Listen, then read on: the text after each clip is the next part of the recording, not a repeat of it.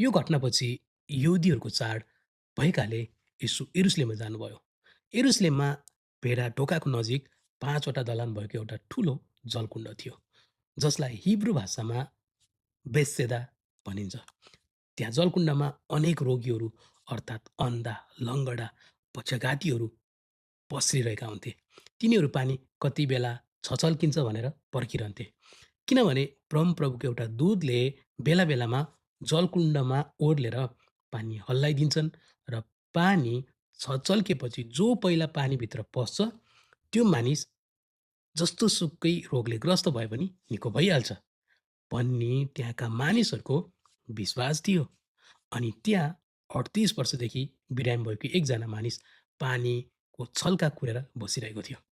येशूले त्यसलाई त्यहाँ बसिरहेको देख्नुभयो अनि लामो समयदेखि त्यो मानिस यस दशामा रहेछ भनी जानेर येशूले त्यसलाई भन्नुभयो, "के तिमी निको हुन चाहन्छौ?" रोगी मानिसले उहाँलाई भन्यो, "हजुर, जुन बेला पानी छचल्किन्छ मलाई जलकुण्डमा हालिदिने मेरो कोही मानिस छैन। म जाँदा जाँदै मभन्दा अगाडि अर्को मानिस पानीमा ओर्लिहाल्छ।" येशूले त्यसलाई भन्नुभयो, "खडा हौ, आफ्नो ओछ्यान उठाऊ र हिँड।"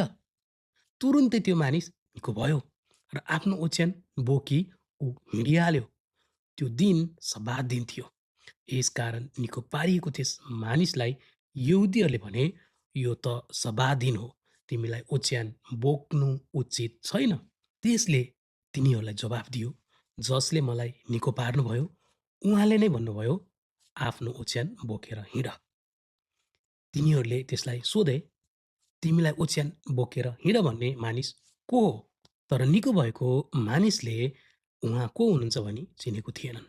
किनभने त्यस ठाउँमा भिड भएको कारणले येशू त्यहाँबाट गइसक्नु भएको थियो। त्यसपछि येशूले त्यस मानिसलाई मन्दिरमा फेरि भेट्नुभयो र भन्नुभयो, "हेर, तिमी निको भएको छौ, फेरि पाप नगर, तर तिमीमाथि अझ बढी खराबी आइ नपरोस्।" उसलाई निको पार्ने त यसो हुँदो रहेछ भनेर त्यस मानिसले गएर यहुदीहरूलाई भनिदियो। त्यसै कारणले गर्दा यहुदीहरूले येशूको खेदो गर्न लागे, किनभने उहाँले यो काम सब्बात दिनमा गर्नुभएको थियो। तब येशूले तिनीहरूलाई भन्नुभयो, "मेरो पिताले अहिलेसम्म काम गरिरहनु भएको छ र म पनि काम गरिरहनेछु।" यसै कारण यहुदीहरूले यसुलाई मार्न अझ बढी प्रयत्न गर्न लागे, किनकि उहाँले सब्बात दिन भङ्ग गर्ने काम मात्र होइन, तर आफैलाई परमेश्वरको बराबरी तुल्याएर उहाँले परमेश्वरलाई आफ्नै पिता पनि भन्नुभएको थियो। यो घटनापछि यहुदीहरूको चाड भएकाले येशू यरुशलेममा जानुभयो।